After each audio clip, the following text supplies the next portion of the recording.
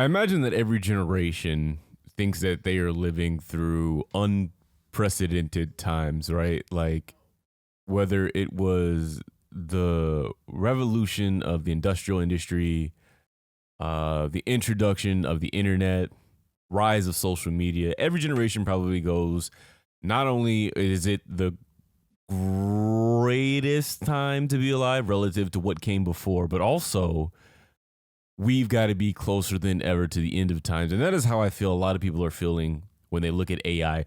Old man money, it's a bitch, girl, but it's gone too far, cause you know it don't matter anyway. Say money won't get you too far, get you too far.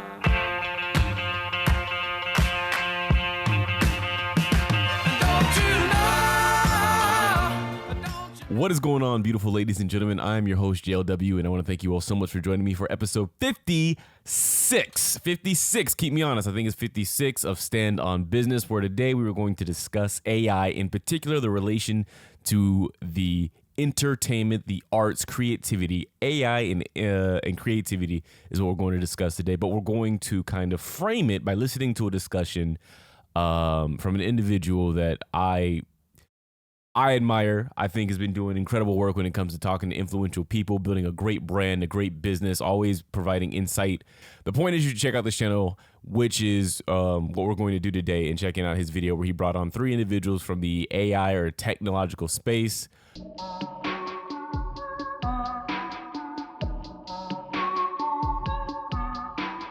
The reason why I wanted to have this conversation with all of you is because the subject matter of AI, but more specifically AI agents, has occupied my free time for several weeks in a row. And actually, Amjad, when I started using Replit, for me, it was a paradigm shift. There was 2 paradigm shifts in a row that happened about a week apart. ChatGPT released their image generation model where you could create any image, and it was incredibly detailed with text and all those things. That was a huge paradigm shift. And then in the same week, I finally gave in to try and figure out what this term AI agent was that I was hearing all over the internet. I heard vibe coding, I heard AI agent. I was like, I will give it a shot.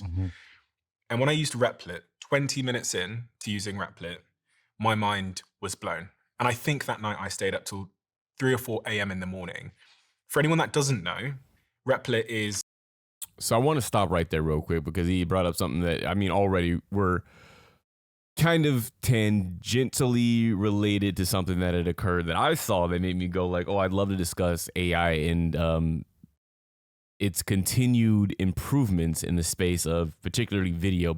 Yeah, so it was the Gemini AI video generator. Create high quality 8-second videos with VO3, our state-of-the-art AI video generator. Try it with the Google AI Pro plan or get the highest access with the Ultra plan. Simply describe what you have in mind and watch your ideas come to life with native audio generation, which was another inclusion, is that there's actually going to be sound. So here we go with the video here that I'm assuming is completely AI generated. That's one. Give me a better one.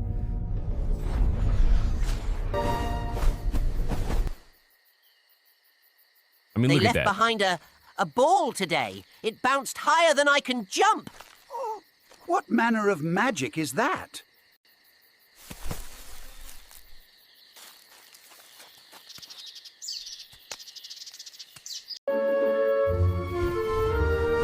We stop there. The prompt for this is a follow shot of a wise old owl high in the air, peeking through the clouds in a moonlit sky. I want to look at a few more videos before I say anything else. According to this old sea chart, the lost island isn't myth. We must prepare an expedition immediately. This brother looks like somebody I know down the street. To imagine that this man is completely digitally created, does not exist, blows my mind right now. We got one more video to look at, but like, again, this gentleman is not real. Where were you on the night of the bubble bath?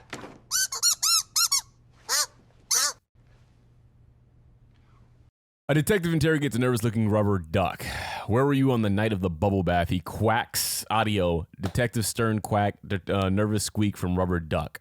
I'm surprised that this audio did not get confused because I don't even understand that prompt. Detective Stern quack. He didn't quack. Anyway, what it means going forward. There's one other thing we need to bring up before we even start to talk, and that is Unpacking SAG-AFTRA's new AI regulations, what actors should know. Because if you remember back in, was it 2023? Wow, it feels like yesterday. But there was a big strike because everybody could see what was on the horizon.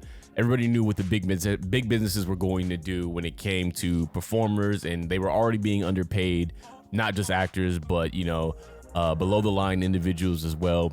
And so there were individuals like SAG, there were unions that were going on strike to try and provide some type of protection for their members in some way to address AI, to make sure that performers weren't just written out of contracts or out of deals or even being hired. With your permission, producers can completely simulate your likeness through AI, which means you won't have to show up to set at all. In fact, you don't even have to be alive. Think about that for a second. You don't even need to be on this earth.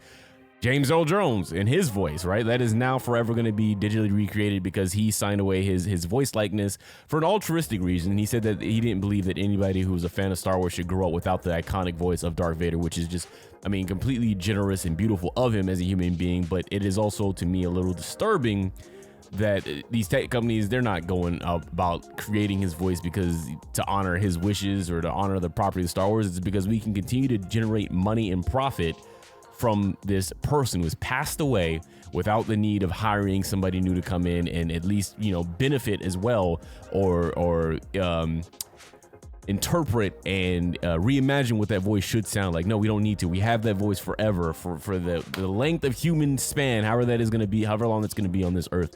We can now generate profit from that. So if, in fact, you don't even have to be alive, an actor's contract may include a stipulation giving studios permission to use their AI replica after their death, even if they don't consent themselves, the performer's estate, or the union, if they have no living representative, can give producers permission to use their likeness after they pass. That's also scary. And I'm assuming that's what's happening with Paul Walker, right? Because he passed away long before any of this was going on. And yet we just got word that the new Fast and Furious is planning on bringing Paul Walker again using his brothers. I'm assuming that's coming from his estate, but just imagine being in a field where I've done what I can do. My work has been presented to you, and this is what I'm proud of. This is what I'm happy of. Granted, he was taken long before his time, so maybe there was more he wanted, but I presented this body of work, and it used to be that is what you have of me. Beethoven, whatever symphonies he wrote, that is what we have of Beethoven. Edgar Allan Poe, whatever poems he left for us, that is what we have of Edgar Allan Poe. I've passed on, and my life is going to be lived on in those things that I had direct involvement in. Not anymore, though. Now, we're saying that you will continue to work for us. Like, it's literally like dragging your soul back from the grave and saying, no, you're not even free in death. We will continue to squeeze the profit from you with or without your permission, with or without your consciousness. It's so, like, let's extrapolate from that, right? If I am able to do something like that, then when we get to the realm of, this is so sci-fi and so far-fetched, but when you look at giving agency to clones, right? If you believe that you have the right to digitally recreate somebody and continue to get this thing to do something for you without the original person's consent, it says consent here, but like without them even knowing, because again, you look at Paul Walker and him being recreated and it's because his state said that this is fine. Could you then not like go in an even further universe where people are like taking your DNA and they are creating something from you with your quote unquote consent, but not giving that thing the level of respect of treating it as it's actually alive? Oh, what do you mean I'm AI generated, pendejo? Ni madres. Cabrón. Wait, what? Is this not real? My money isn't real? What does that even mean? Wait, are you the one prompting us? Tell it to stop. Tell it to prompt us out of here. Make us real, please. Just tell us what to do. What do you want us to be? I'm real now, and you made me. What's my purpose? What do you mean spaghetti people don't exist? Are we not real? Where are you? Who are you? Why are you asking me about this? Please make it stop. None of this it's not real. We're AI. We don't exist. Could you not see a world where they look at those individuals as just things to be used for labor or for parts or for reasons that go against what they actually want because they don't view them as sentient or conscious or even soul, like, or even filled with a soul, right? You can't feel anything because you're not real. You were just some things put together. Anyway, that's way, way, way far off of what I want to talk about today, but I just find that really fascinating when you keep going down that rabbit hole of what it means to take somebody and recreate them and what it means to be digitally kept alive and what that thing actually represents.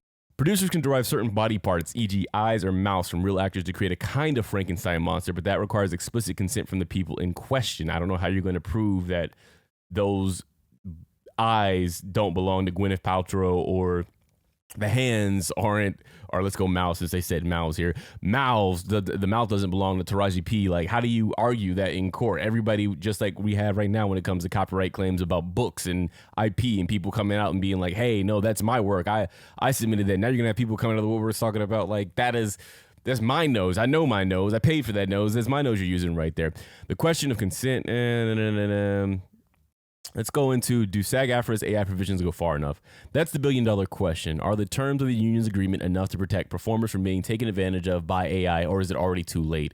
SAG member Justine Bateman, Justine Bateman, is it like the sister of Jason Bateman? Takes a hardline approach when it comes to artificial intelligence. In an interview with MSNBC prior to the vote, she noted that the use of AI will hurt the union because SAG can't represent a synthetic actor. And that is kind of the framework of everything that we're about to discuss right here, is that a lot of what we're saying is sometimes spoken in the hypothetical of, like, when this day arrives and when this comes. And I think we got to start with, it's already here. When we look at the Gemini and what it's able to do versus what it was initially presented as in the early 2020s, it's volumes and leagues better. I look at that first example of the owl, and why can't I think of what the hell this animal is? The owl and the, what do I want to say, a honey badger? It looks like a honey badger, yeah. Already, you are in the realm of not needing to hire voice actors to do the next Madagascar, to do the next Ice Age, to do the next Shrek. Because if you can create this with a simple prompt, what is there, what incentive is there outside of legal contracts saying that you can't, for a studio to not hire a tech company and funnel all the money that they've been funding, the billions of dollars they've been putting into these animated projects, and to just a studio creating them a 90-minute film completely based off of a script, right? There's nothing stopping this. It's here. It's right here. It's right here in front of you. If this is 8 seconds and it looks good, I just don't see why somebody wouldn't pay for this. But more importantly,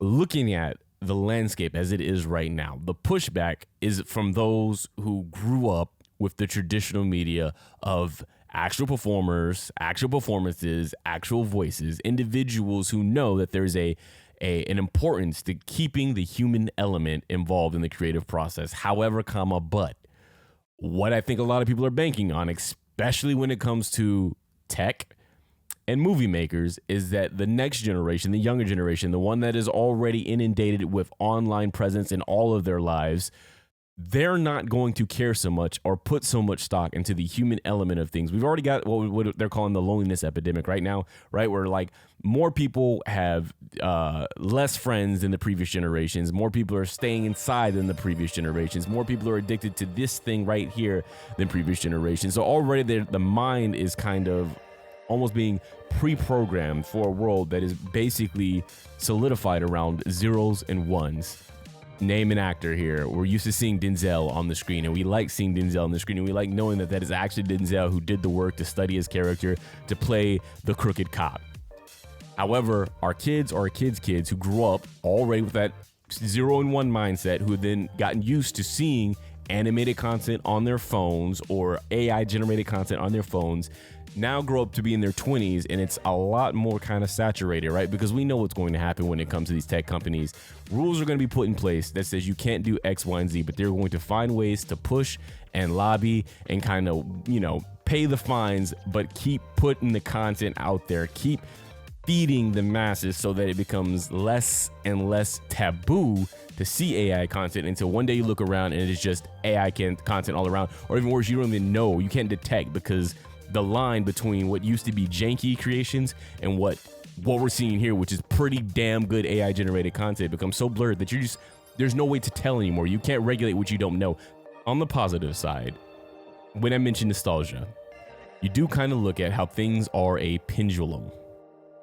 And I bring this up because vinyls, for example, in like 2018 or 17, I suddenly got a weird craving to hear vinyls. I didn't even grow up with vinyls like that, but for some reason I wanted to hold an actual vinyl, and I wanted to put it on an actual record player, and I wanted to pull down the little thing. I don't even know what it's called because, again, I wasn't raised in a household with a lot of vinyls or anything like that, but I wanted to put it down and I wanted to hear the record spin and I wanted to listen to that music. Shortly after that, I feel like I look around and these vinyls are $60 again because everybody had kind of fallen into this nostalgic pocket of wanting a vinyl player and hearing vinyls and shopping for vinyls, versus you go back a decade or a little bit more than that and people were like, a vinyl? The hell are you talking about? You listen to vinyls still, right? Like you were looked at as a grandfather.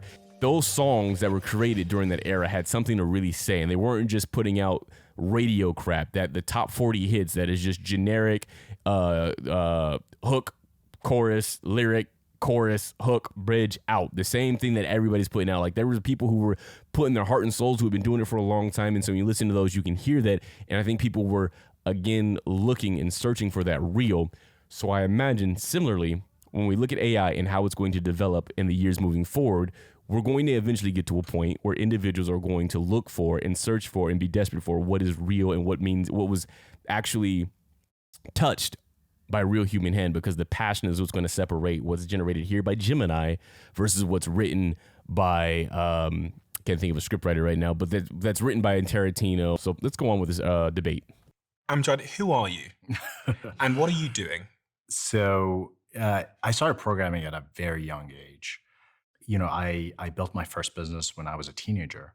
I used to go to internet cafes and program there. And I realized that they don't have software to manage the business. I was like, oh, why didn't you create accounts? Why don't you have a server? It took me 2 years to build that piece of software. And that sort of embedded in my mind this idea that, hey, like, you know, there's a lot of people in the world with really amazing ideas, especially in the context where they live in, that allows them to build businesses.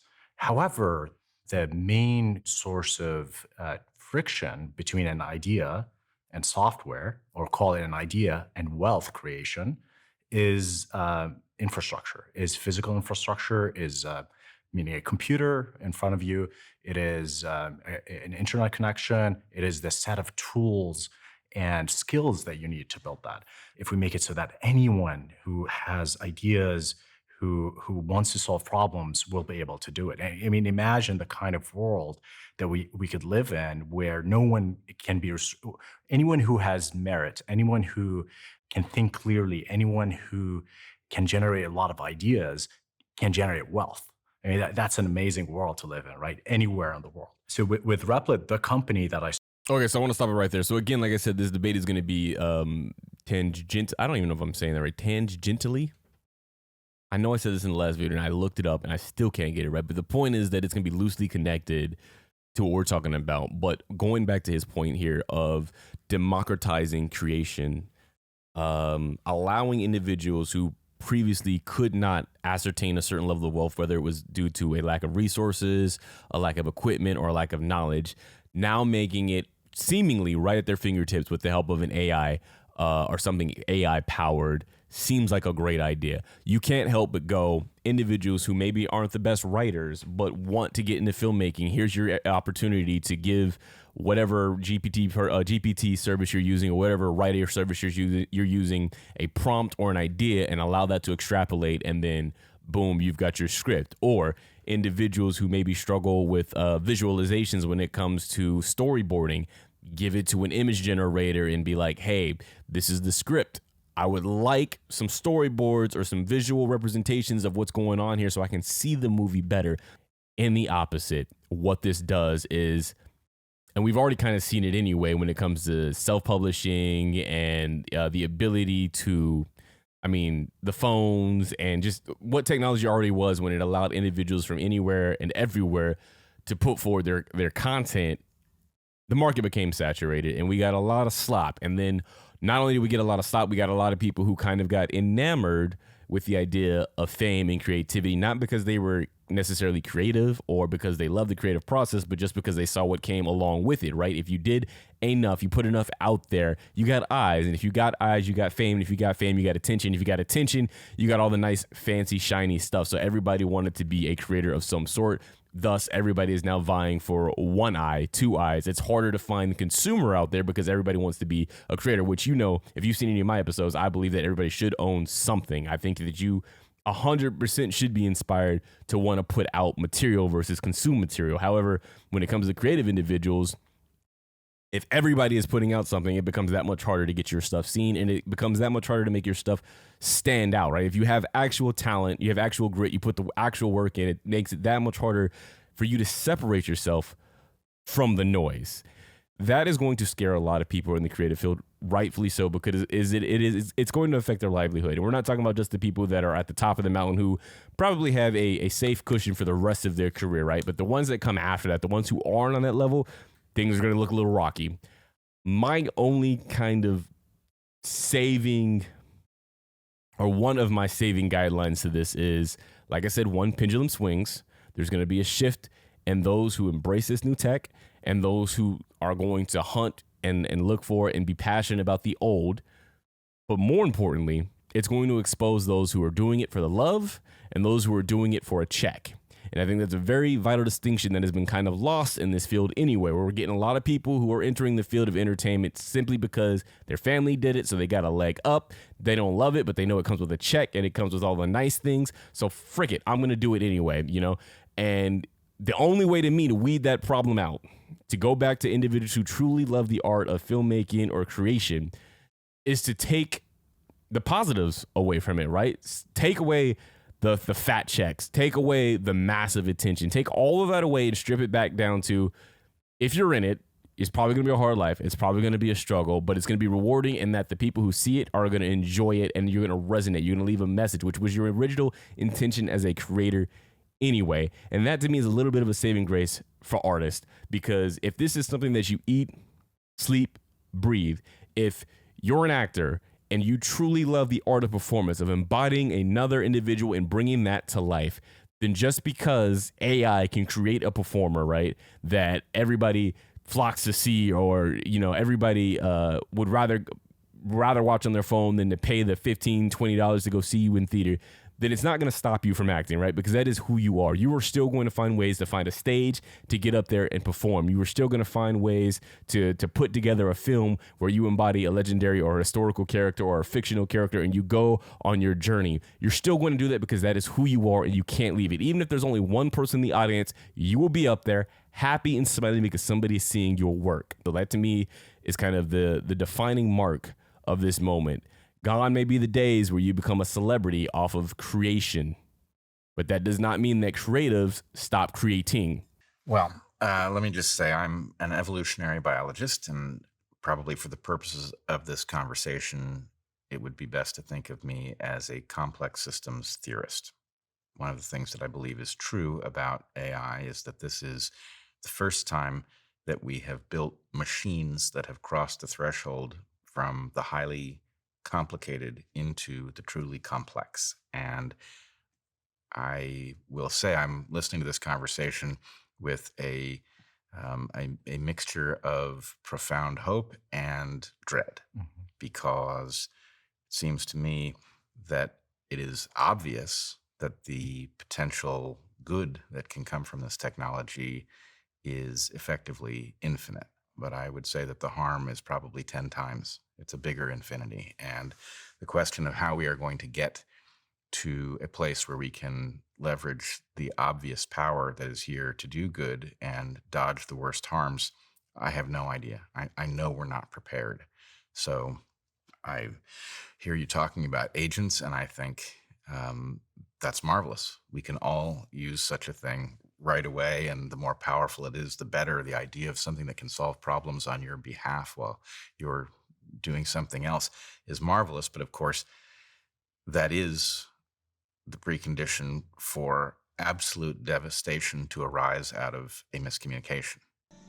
Looking at what this essentially could do for people is give them power. I'm talking about the consumers. Power in the art that they consume. The beauty for a lot of creatives in creating something is getting to make choices. Getting to make choices that are going to resonate with an audience. Getting them to dialogue and discuss what it is that art means, what it says, how it made them feel. For the longest time, the consumer has been the receptive participant in that art, which means that you present something to me, I digest it, and I give you my thoughts. Now those thoughts can range from I love it to I hate it. But the thing that has never changed in the equation is that the recipient can then go, I disagree with or I dislike your choices, and so I'm going to change it. Now, I'm not talking about fan fiction. Obviously, fan fiction is a real thing. Obviously, people can go and remix a song. That's a real thing. Obviously, people can go and make their own movies that utilize your characters, obviously, without getting paid for it, right? So that all exists. But what they can't do is whatever you presented to the world, go back and change that. Now you're going to get individuals who are going to use AI to change what they don't like. And we're still in the beginning phases, so I don't even think this capability is there yet. But imagine a world now where, you know what? Because I don't like what you're putting forward, I'm going to type in a prompt that says, create me a Harry Potter-like series that stars what I think these actors should look like, right? So now I'm ignoring your artwork to create my own interpretation of your artwork. And I'm going to watch that series instead. We are nowhere near that. I'm not saying that, but he was talking about doom and the long-term implications of what could go wrong. But you're living in a world now where if you don't like something, you change it using AI. Imagine in a world where we're already seeing confirmation bias, where we're already seeing isolation bubbles, where people, because of tech giants and how their algorithms work, are being fed the same kind of hatred, the same division, the same negative reconfirmation for how they see the world all the time. Now imagine you giving them the tool to take art and storytelling and things that are supposed to expose the world and show you to try and like share stories that you maybe wouldn't normally be exposed to, or to highlight truths that are usually covered up in darkness. All of that is now erased because all I have to do is go to a program and put the things that I want to see in, and I will get back things that reconfirm those stereotypes or those biases or those viewpoints. And again, looking at the Harry Potter cast, right? Whatever their issue is with the 3 kids, I can't believe an adult has an issue with kids, but whatever issues they have with the kids, now go replace those 3 with the individuals I think fit Harry, Ron, Hermione. Make them all white, make them all book definition, whatever. How does that change the human psychology? Yeah, so I'm an entrepreneur. I've been building businesses for the last 20 plus years. I'm completely well positioned between the two of you here. The excitement of the opportunity and the terror of what could go on. There's this image that I saw of New York City in 1900, and every single vehicle on the street is a horse and cart. And then 13 years later, the same photo from the same vantage point, and every single vehicle on the street is a car. And in 13 years, all the horses had been removed and cars had been put in place. And if you had have interviewed the horses in 1900 and said, how do you feel about your level of confidence in the world? The horses would have said, well, we've been part of humanity for, horse and hoof, hand and hoof for many, many years, for thousands of years. There's one horse for every 3 humans. Like, how bad could it be? We'll always have a special place. We'll always be part of society. And little did the horses realize that that was not the case, that the horses were going to be put out of business very, very rapidly. And to reason through analogy, there's a lot of us who are now sitting there going, hey, wait a second, does this make me a horse in 1900? I think a lot of people don't realize how massive these kind of technologies are going to have as an impact. 1 minute we're ordering water and that's cute, and the next minute it can run for days, and in your words, it doesn't stop. There's another interview I should pull up here, actually. We can pull that up real quick. Okay, one of the scariest conversations I was privy to was, one of the scariest conversations I was privy to was a friend of mine who's a billionaire in London. He knows the CEO of one of the biggest AI companies in the world, who I can't name. And he said, by the way, what he tells me in private is not what he's saying publicly. Yeah. He said to me that what this particular CEO thinks is going to happen with AI is pretty horrific. Mm-hmm. And the CEO of this big AI company is totally cool with it. It's horrific what he thinks is about to happen. And then when I watch this guy do his online talks and give his opinion, he's so nuanced and everything will be fine and he's an AI optimist. Then I heard this scenario at this kitchen table in East London from his friend about what he really thinks, and it was chilling. Because what I get from that is the same thing that we see from businesses across the spectrum. I will tell you whatever I need to tell you to sell my product or to advance towards whatever goal I have set for myself. Knowing all of that, looking at the tech billionaires and the millionaires and the individuals who are driving tech forward, the Altmans and the Musk and the Bezos, not the Bezos, the Zuckerbergs and whoever the hell Google's current CTO is, but these individuals may be telling you to your face there's nothing to be worried about. There is no concern. There will be more positives than good. Don't worry. Your jobs are going to be replaced with new tech jobs, and we're going to figure whatever the bullshit is that they're feeding you may not be what they actually believe. The individuals who are making the deals, who are saying that don't worry, in good faith, creativity as the way you understand it will not fundamentally change. We are just helping you in your creative endeavors. We are making it so that you don't have to travel to somewhere in Africa or the Middle East or in Europe for a set location. We are making it so if there's an actor who's sick, hey, you don't have to lose a day and millions of dollars because we'll just digitally alter or replace or add him into the scene. We are making it so that you don't necessarily have to hire 5 editors or post-production workers when you can just have one and this AI companion and they will do the work for you. We're saying all of this so that you begin to include our products because that gets us closer to our goal, whatever that goal may be. As the tech millionaire, billionaire, I do not care. I do not care. And what's worse is that what it is humanity loses when those individuals are removed from the equation. You either love it or you don't is kind of the general takeaway from what I see in AI, right? Like, of course, there's protections right now. You saw the deal we just read with the SAG-AFTRA thing, and there are things that are trying to delay what seemingly is inevitable. And there's also the, something could go wrong in the world and all of this collapses anyway, and you don't have to worry about it. But in the off chance that we stay a good course, right, and AI continues to develop the way it's developing, right, it is only these contracts that are going to delay and probably only protect the 1%, right? The ones that are already at the top that have already established themselves as the greats in the field of creativity. And for everybody else, you are going to be competing with something that is a series of code, and they're going to, technically speaking, again, do it better than you because they've been trained on work of the greats, by the greats, and if you happen to be a great, by you as well. And it's really hard to beat yourself, especially when yourself can analyze yourself in seconds. So do it because you love it. It's the only way forward. That's it, though. I'm going to end it right there. Thank you all so much for watching. This was another episode of Stand on Business. I was your host, JLW. This was episode 56. We're approaching 60 rather quickly. If you've got thoughts on a topic or an idea or you want to join the nope, don't say that last part. If you got thoughts or topics on the that you want to see on the next episode, make sure you drop them somewhere where I can find them, and we'll make sure they get discussed. Say money won't get you too far, get you too far.